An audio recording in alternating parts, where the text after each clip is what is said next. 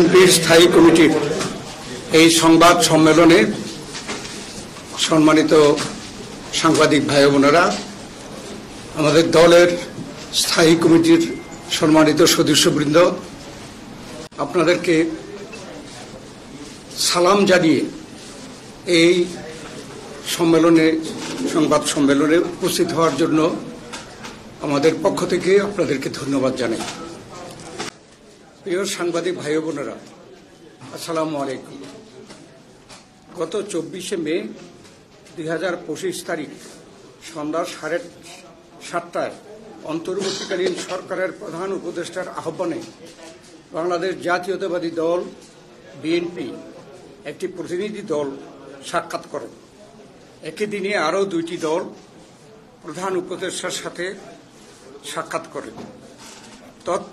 তৎপরিবর্তিতে আমরা আপনাদের সামনে আমাদের তাৎক্ষণিক প্রতিক্রিয়া ব্যক্ত করেছি। পরের দিন আরও 20টি রাজনৈতিক দলের সঙ্গে তিনি সাক্ষাৎ করেছেন। রাজনৈতিক দলসমূহের সাথে মাননীয় প্রধান উপদেষ্টার আলোচনার প্রসঙ্গে তার প্রেস সচিবের মাধ্যমে সরকারের যে বক্তব্য পাওয়া গিয়েছে তাতে জাতীয় সংসদ নির্বাচনের বিষয়ে সুস্পষ্ট কোনো রোড ম্যাপের ঘোষণা না থাকায় আমরা হতাশ হয়েছি। বিএনপি ও অন্যান্য রাজনৈতিক দল কোনো সময়ই মাননীয় প্রধান উপদেষ্টার পদত্যাগ চায়নি, এখনো চায় না। কিন্তু আমরা অন্তর্বর্তী সরকারের নেতৃত্বে ডিসেম্বরে 2025-এর মধ্যে একটি সুষ্ঠু নিরপেক্ষ জাতীয় সংসদ নির্বাচনের রোডম্যাপ দাবি করে এসেছি। যেহেতু সংস্কার একটি চলমান প্রক্রিয়া, তাই সংস্কার ও নির্বাচনের প্রক্রিয়া দুটোই একই সাথে চলতে পারে। পতিত ফ্যাসিবাদী শক্তির এবং ব্যক্তির অর্থাৎ দল এবং মানবতা বিরোধী অপরাধে অভিযুক্ত ব্যক্তিদের বিচার প্রক্রিয়া চলমান থাকবে। প্রিয় সাংবাদিক ভাই বোনেরা, প্রধান উপদেষ্টার সাথে অনুষ্ঠিত আলোচনায় উপরোক্ত বিষয়গুলো উপস্থাপন করেছিলাম বরাবরের মতো। আমরা লক্ষ্য করেছি উক্ত দিনে অর্থাৎ 24 মে শনিবার জাতীয় অর্থনৈতিক পরিষদের সভা শেষে উপদেষ্টা পরিষদের বিবৃতিতে যে বক্তব্য জাতির সামনে উপস্থাপন করা হয়েছে তা অস্পষ্ট ও বিভ্রান্তিকর। উপদেষ্টা পরিষদ দায়িত্ব পালনে আমরা প্রথম থেকে অদ্যাবধি সর্বোচ্চ সহযোগিতা প্রদান করে আসছি। সরকার পরিচালনায় নিরপেক্ষতার ঘাটতির কারণে এবং দুর্বলতার কারণে জনমনের সংশয় ও সন্দেহের উদয় হওয়া স্বাভাবিক। বিভিন্ন মহলের অযৌক্তিক ও উদ্দেশ্যপ্রণোদিত দাবি দেওয়া ও এখতিয়ার বহির্ভূত বক্তব্য সরকারের স্বাভাবিক কাজের পরিবেশ বিনষ্ট হওয়ার যে অভিযোগ সরকারের পক্ষ থেকে উত্থাপন করা হয়েছে সেটা মূলত সরকারের নিজস্ব অর্জন। প্রিয় সাংবাদিক ভাই বোনেরা, উপদেষ্টা পরিষদের বিবৃতিতে উল্লেখ করা হয়েছে পরাজিত শক্তির ইন্ধনে ও বিদেশি ষড়যন্ত্রের অংশ হিসাবে সরকারের উপর দায়িত্ব পালনকে অসম্ভব করে তোলা হয়েছে। আমরা বলতে চাই, যথাশীঘ্র একটি সুষ্ঠু নিরপেক্ষ জাতীয় সংসদ নির্বাচনের মাধ্যমে পরাজিত শক্তির ইন্ধন এবং বিদেশি ষড়যন্ত্র বন্ধ করা সম্ভব। সেই লক্ষ্যে অর্জনের জন্য অবিলম্বে জাতীয় সংসদ নির্বাচন অনুষ্ঠান জন্য একটি সুনির্দিষ্ট রোডম্যাপ প্রদান করা জরুরি, এর কোনো বিকল্প নাই। দেশকে স্থিতিশীল রাখতে নির্বাচন, বিচার ও সংস্কার কাজ এগিয়ে নিতে এবং চিরতরে এদেশে স্বৈরাচারের আগমন প্রতিহত করতে ফ্যাসিবাদ বিরোধী বৃহত্তর জাতীয় ঐক্য প্রয়োজন। জুলাই ছাত্র ও গণ অভ্যুত্থানের আকাঙ্ক্ষা জনপ্রত্যাশাকে ধারণ করে অতি শীঘ্র রাষ্ট্রের গণতান্ত্রিক রূপান্তরের প্রক্রিয়াকে ত্বরান্বিত করা অত্যন্ত জরুরি। এই লক্ষ্যে আমরা সরকারকে সার্বিক সহযোগিতা প্রদান করে যাচ্ছি।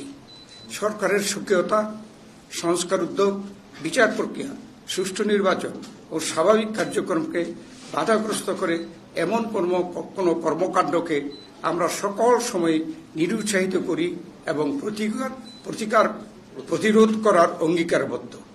অথচ উপদেষ্টা পরিষদের বিবৃতিতে কোন মহলের উপরে অর্পিত দায়িত্ব পালনকে অসম্ভব করে কোন মহল তাদের উপরে অর্পিত দায়িত্ব পালনকে অসম্ভব করে তুলেছে, এই মর্মে একটি বিমূর্ত অভিযোগ উত্থাপিত হয়েছে। প্রিয় সাংবাদিক ভাইয়েরা, জুলাই ছাত্র গণ অভ্যুত্থানের অংশগ্রহণকারী সকল রাজনৈতিক, সামাজিক সকল শ্রেণী পেশার শক্তির মধ্যে বিভেদ সৃষ্টি না করে যাতে ঐক্যকে আরও শক্তিশালী করা যায়, সেজন্য সরকারের নিরপেক্ষ ভূমিকা এবং চরিত্র বজায় রাখার স্বার্থে আমরা বিতর্কিত উপদেষ্টাদের অপসারণ চেয়েছি। দেশে আইনের শাসন প্রতিষ্ঠার জন্যই এদেশের জনগণ রক্ত দিয়ে গণ অভ্যুত্থানের মধ্য দিয়ে ফ্যাসিবাদের পতন ঘটিয়েছে। অথচ সরকারের সাম্প্রতিক কর্মকাণ্ডে জনমনে এ বিষয়ে সংশয় সৃষ্টি হয়েছে। ঢাকা দক্ষিণ সিটি কর্পোরেশনের মেয়র পদে জনাব ইশাক হোসেনের পক্ষে আদালতের রায় অনুযায়ী গেজেট নোটিফিকেশন হয়েছে, অথচ সরকার আজ পর্যন্ত তার শপথ গ্রহণের কোনো ব্যবস্থা গ্রহণ করেনি। আমরা আশা করি কাল বিলম্ব না করে সরকার তার শপথ গ্রহণের ব্যবস্থা নেবে।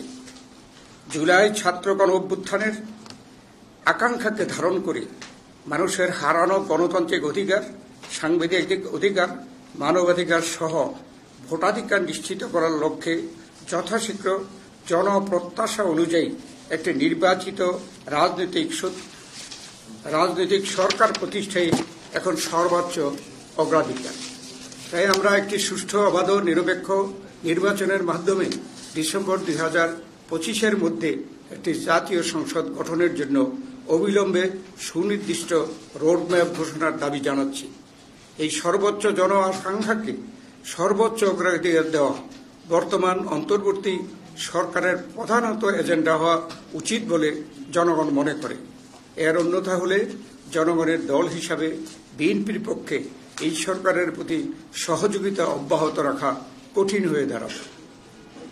দেশের স্থিতিশীলতা বজায় রাখার স্বার্থে আইন শৃঙ্খলা পরিস্থিতির অবনতি রোধকল্পে নিত্য প্রয়োজনীয় দ্রব্যমূল্য জনগণের ক্ষমতার নাগালের মধ্যে রাখতে বিনিয়োগ, ব্যবসা বাণিজ্য গতিশীলতা আনয়নে লক্ষ্যে সরকার ঐকমত্যের ভিত্তিতে রাষ্ট্র পরিচালনা করবেন, এই প্রত্যাশা আমাদের সকলের। আপনাদের ধৈর্য সহকারে আমাদের বক্তব্য শোনার জন্য আপনাদের সকলকে ধন্যবাদ। আল্লাহ হাফেজ। বাংলাদেশ জিন্দাবাদ। ধন্যবাদ আপনাকে। সব কথাই তো বলেই ফেলেছি, কি জিজ্ঞেস করবেন?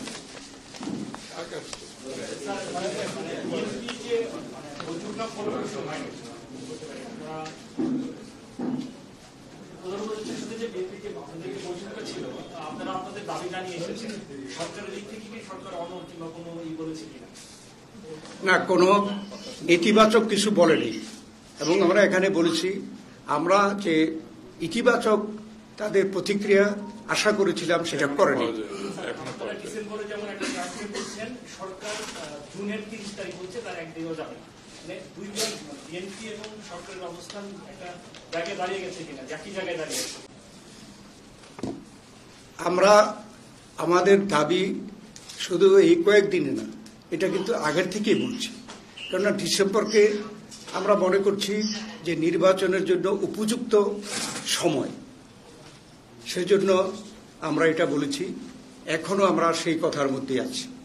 আর ডিসেম্বর 2025-এর পরে আপনারা সকলে জানেন ফেব্রুয়ারি মাসে রোজা চলে আসছে, তারপরে বর্ষা চলে আসছে, তারপরে মানে পরীক্ষা আছে, এসএসসি, এইচএসসি, বড় বড় পরীক্ষা। এগুলো কিন্তু সময় নির্বাচনের উপযুক্ত সময় না। অতীতে যত নির্বাচন হয়েছে, কেবল একটি নির্বাচন বাধ্যবাধকতা থাকাতে জুন মাসে হয়েছে, কিন্তু সব নির্বাচনই কিন্তু ডিসেম্বর অথবা জানুয়ারি এই সময়টাই হয়েছে।